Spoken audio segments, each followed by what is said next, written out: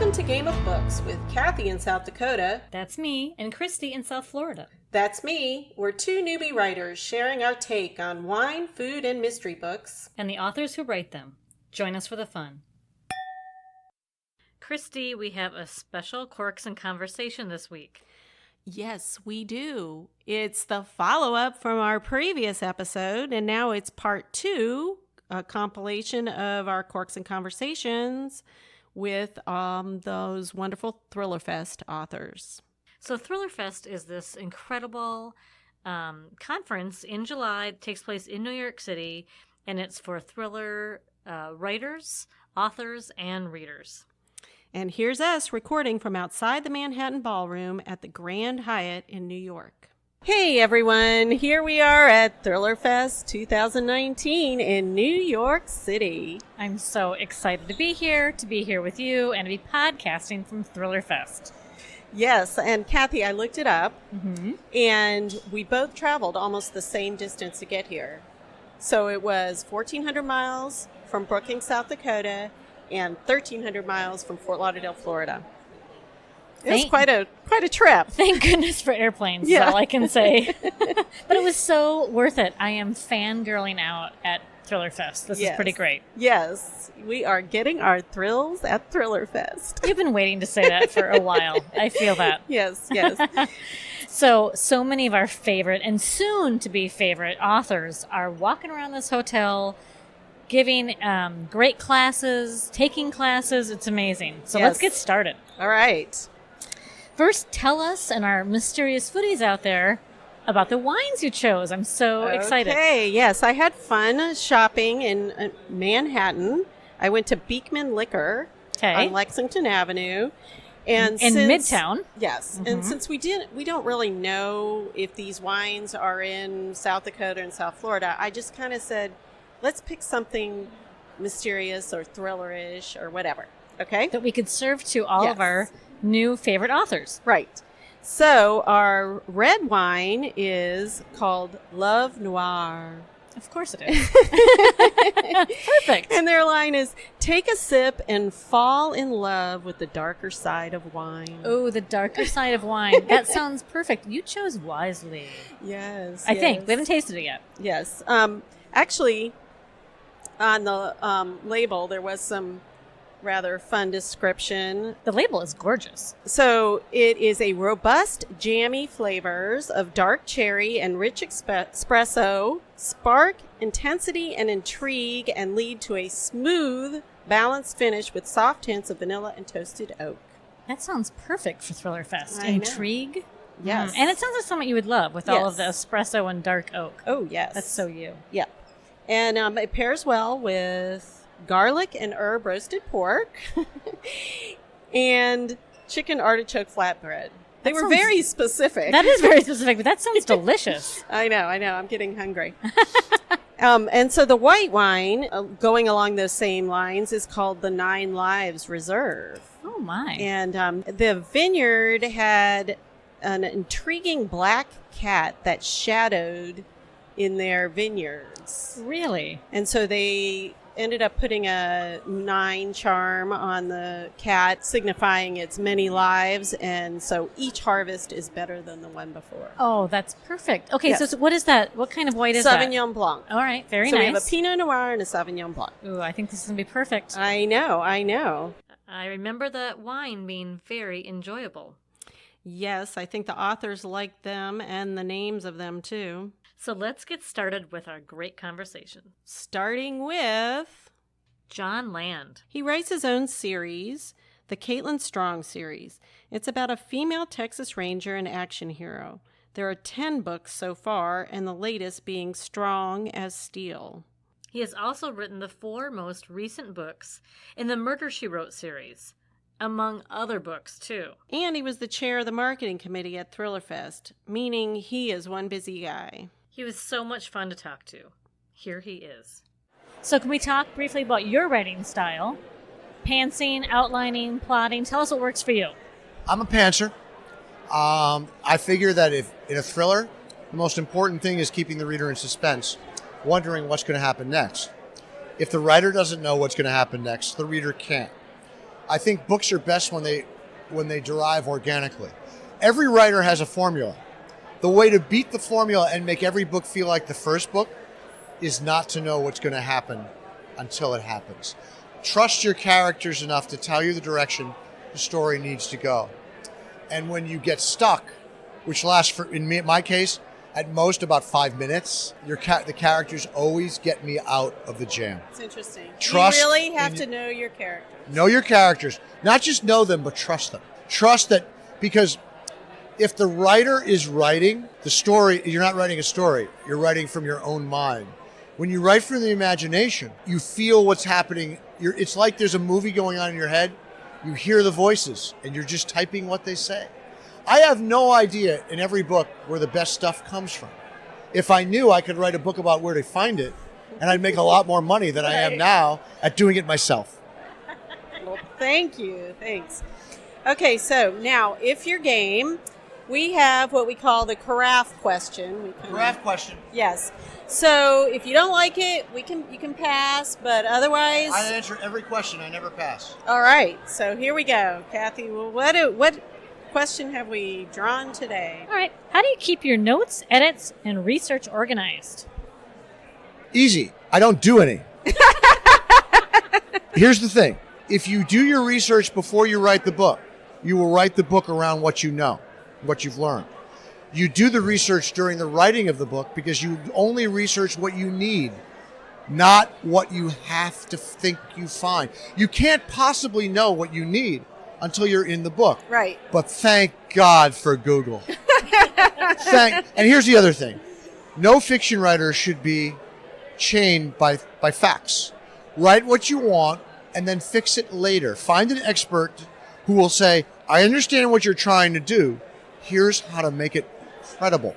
Robert Louis Stevenson coined the most important phrase ever for thriller writers. It doesn't matter to me if you believe what I'm writing is true. All that matters to me is that you do not disbelieve it. The suspension of disbelief. Yes. Mic drop. Excellent. Yeah. Boom. Mic drop. Okay, so now we have one final question that we like to We're ask not going to all... pull another one from the hat? Oh, sure. Sure, Let's pull absolutely. another one. You pull one. You pull it. All right, this is the one I want to answer. Okay. All right. Okay, hold on. Give him the Okay, microphone you open it because up. we can't hear him. Okay. Do you have a strict routine like music, snacks, or location, or can you write anywhere? That is a great question. I have an office. I have no distractions. Nothing can be on. No music, no drinks, no marijuana, no weed. That comes afterwards. It's great. I'm serious. I mean, there are some things that are great from thinking about it, but you don't want to be, you need a clear head Right. when you're doing it. Mm-hmm. So I can write in motel rooms. I mean, when I was on the set of my first and only movie, I wrote in a trailer.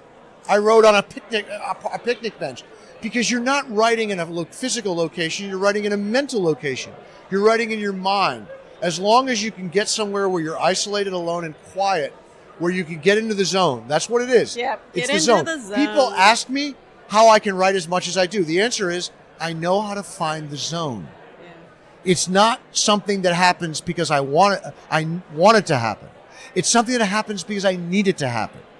It's no different than getting in a car and starting, when you turn the car on, the gas goes into the ignition, into the engine. It happens automatically. Mm-hmm. That's what happens when I sit down behind the computer. I have no idea many days what I'm going to do when I sit down. And those are some of the best days I ever had. Such fun. But I have a Such trick. fun. Never, and this is good for writers who are listening right now, never leave off at the end of a chapter or even a sentence. Always leave off in the middle of something. So you have a running start when you get started the next day. Oh, that's Don't interesting. stop at the end of a chapter. Start the next chapter just to get in the mindset. And the other trick I have is I always have a few books put aside by my favorite authors, David Morrell, Lee Child, James Lee Burke, Stephen Hunter. And I'll read 20 pages before I start writing because that gets me in the zone I need to be in. Interesting. Writing is like anything else. It's an attitude. Wow. And the best writers, the professionals, and I'm not as successful as a lot of people in the field, but I think I'm more professional than anyone because I write for a living.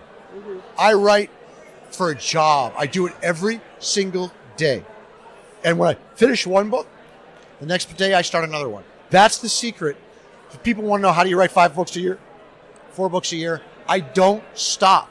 I also have no life. But I can complain all I want, but let's finish with this.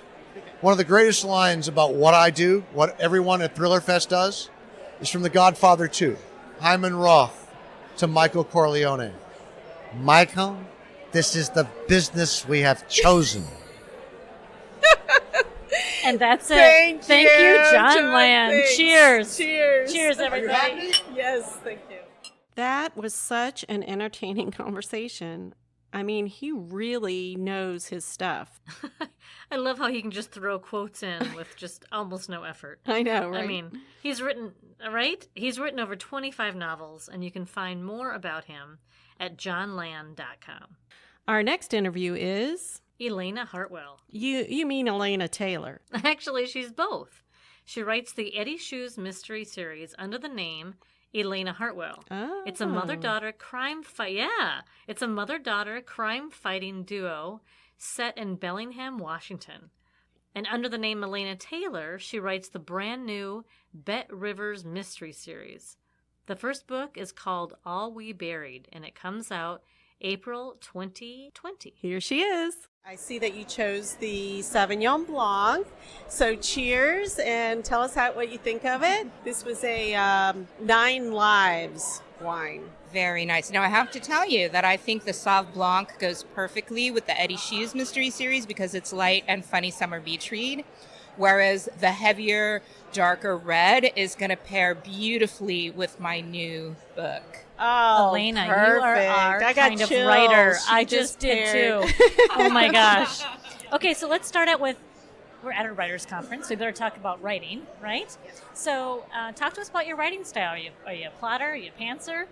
So you're going to love this. I want you to start using a third category. All right, I'm going to throw this out there at you. I am an organic writer.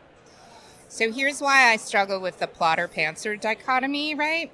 Because I think what the idea of pantser sort of makes people think that we don't have any idea what we're doing. We sit down and we write, and that is not really how it works. Mm-hmm. Not for me, and I think most of the people who don't outline. So I call myself an organic writer because I know my character, I have a sense of the story, I know where it starts, I know scenes. So when I sit down and I'm working on it, I've actually done all this work in my head. So I don't have a structured outline that I'm following, but I'm not going from the seat of my pants. I have very clear ideas, and I sit down and I write a scene and I work on it, and I often write the end, and then I write the beginning, I write the end, and then I go back and write the middle. So I know where I'm going. Yeah. It's so my big thing is organic writer. Yeah, because I love that too. I that's love that pretty we much needed a what third I category am too. So yes, I love that. Now, if you're game, we can pick a random question. Yep, a random question from our carafe. We like to, do this for our listeners. If you don't like it, you can always pass, or if you really love it, you can do a second one. Okay, so I'll read it. So how long did it take from the time you finished your draft until you were published? Oh, baby. Let's talk about how many books I wrote before I was published. My first book published was the 4th book I'd written. Wow. And I probably rewrote it 100 times. And the second book that was published, I was writing a series, and so I knew what I was writing. And that book was just wrote like silk. It just came out and it was great. Not a lot of rewriting. The 3rd book, so much rewriting.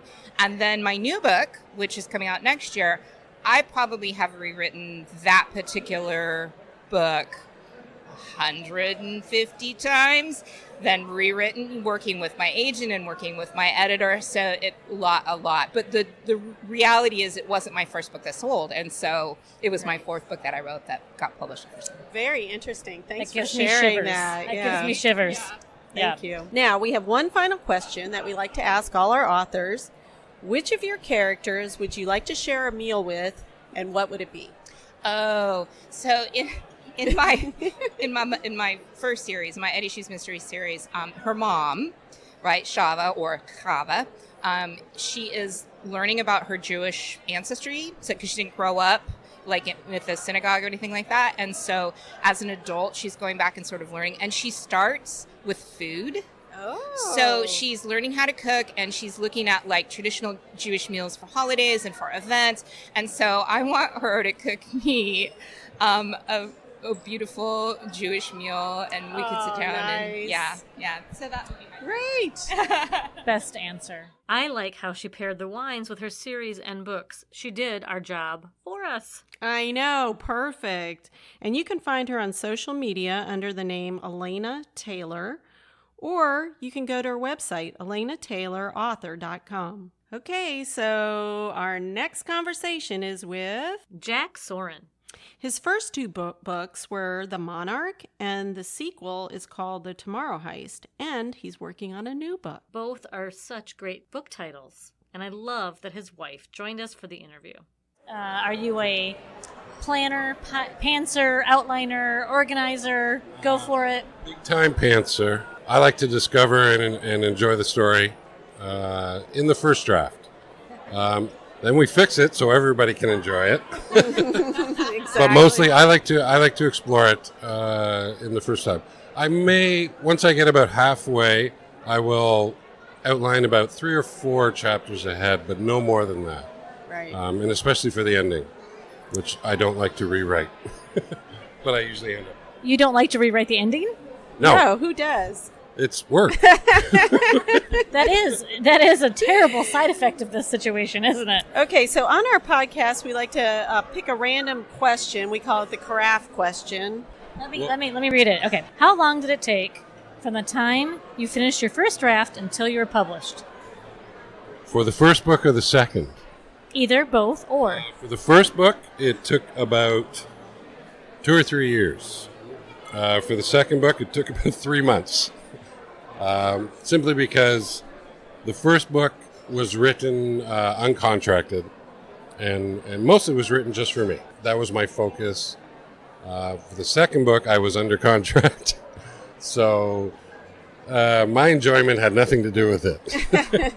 Motivation came from a different place that Yes. second time. Yes, Oh, exactly. right, great. Well, actually, it was a special case because after I finished my first book, there was a catalog coming out in Germany at a booksellers convention, and they wanted quickly, in a couple of days, a description of what the second book was going to be about. At that point, I didn't even know there was going to be a second book. So I quickly threw something together and then spent the next few months trying to make that come true. Well, good for you. I'm impressed. I'm very impressed. So now we like to ask one final question of our authors, and it is, which of your characters would you like to share a meal with, and what would it be?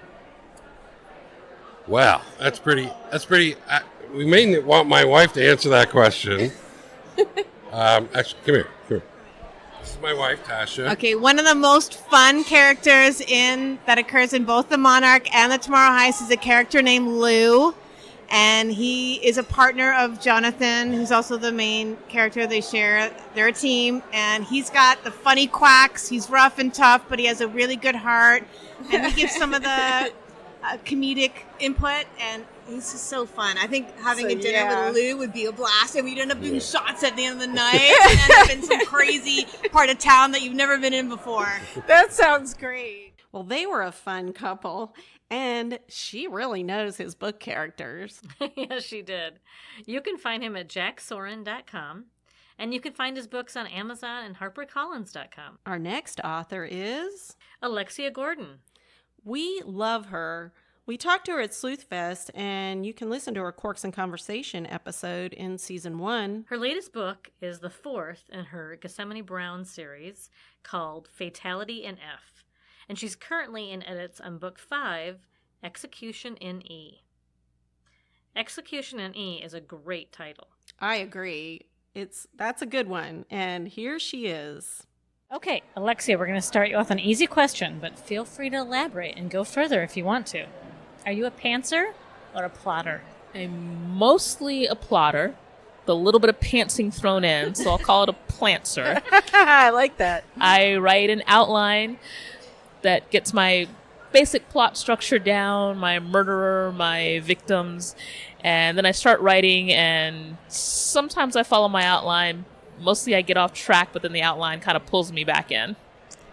Very A interesting. plancer. Did you hear A that, everybody? plancer. She's a plancer. It's a new term. Okay, so now we're going to pick a random carafe question. Okay. If you were invited to a book club, what would you love them to serve to eat and drink?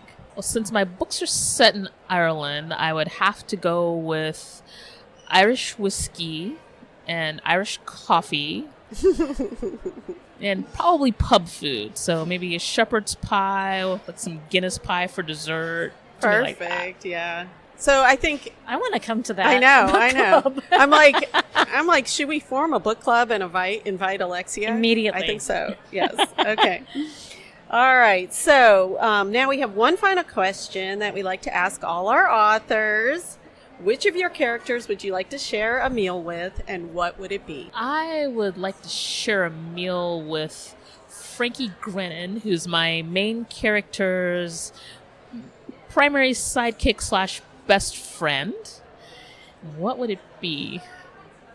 It's probably the same thing that the book club's having, maybe. Yeah, I was gonna say pub food again, but yeah. So, but maybe with some barbecue thrown in, because my main character Gethsemane is from Virginia, so she needs to introduce some southern food to Ireland. That sounds good. And both of those will go good with the red wine, don't you think?